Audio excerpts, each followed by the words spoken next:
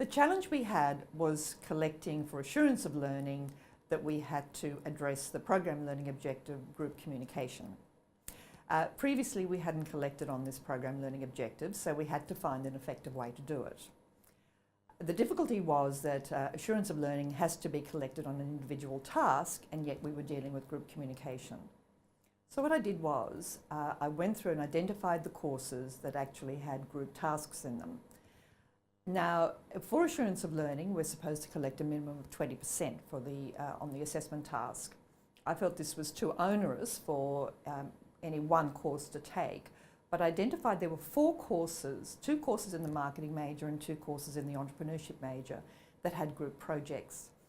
So the way I approached it was, I thought it was a good idea that if each of those courses took 10% and put it towards group communication, that we would have then 20% for the marketing major and 20% for the entrepreneurship major.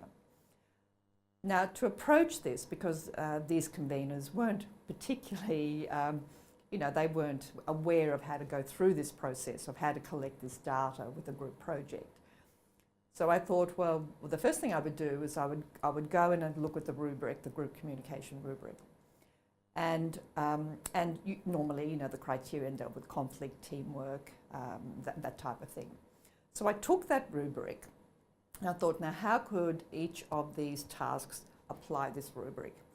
So before I spoke to the conveners, and they were aware that they had to collect this data, and I had told them they would have to take 10% and allocate it towards this particular task, and I told them the best way to do it would be through a critical reflection.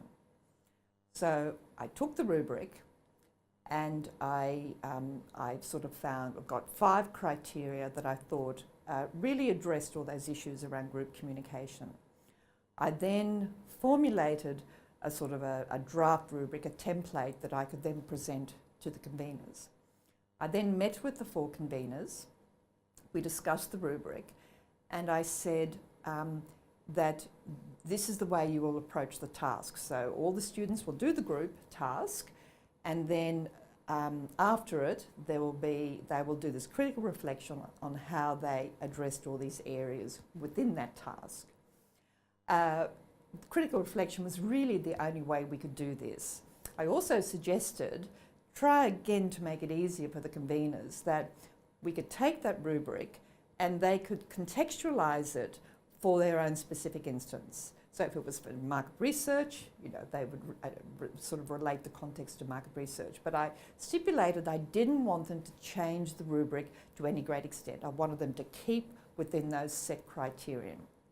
Because this way we'd be collecting data across these 4 courses, and I felt that was going to be quite meaningful.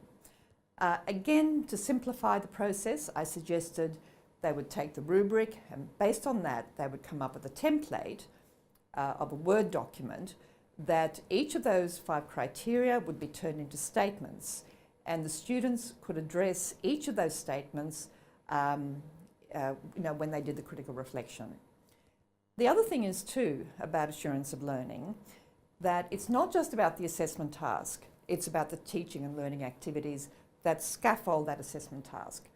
So I believed it was really important when we've got students doing a lot of group projects that it's important that the convener really emphasises and works through activities and discusses, well, what is it about group communication? How do you address those areas of conflict and teamwork?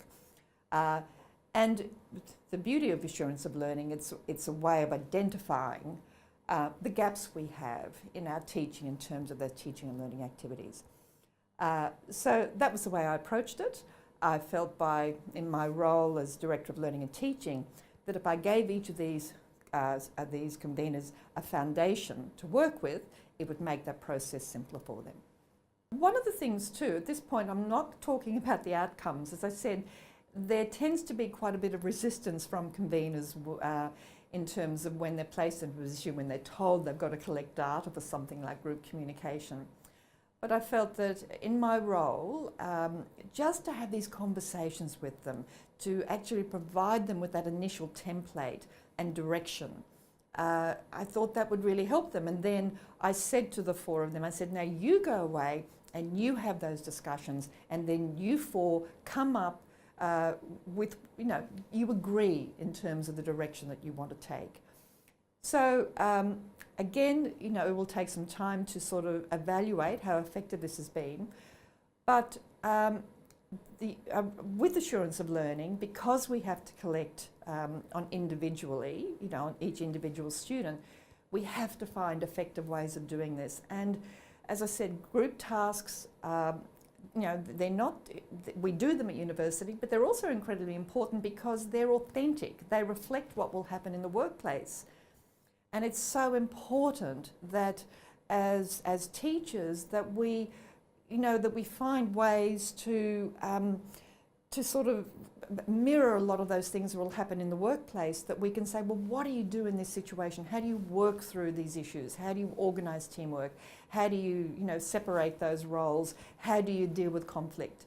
And if we're not teaching these things to students, then I believe we're doing them a disservice. My advice for anybody else, sort of dealing with this problem, would be, again, have conversations. Talk to people. Everybody can bring their own skills to this, this process. My skills, I suppose, was that I like talking to people. I'm fairly good with developing rubrics, but I didn't necessarily know about their own particular context. All I was doing was providing them a framework. And I think it's so important that we do take a team approach, whether it be in our departments or more broadly across the university. We don't need to keep reinventing something. We need to look out to see what is already there, what resources are there to support us.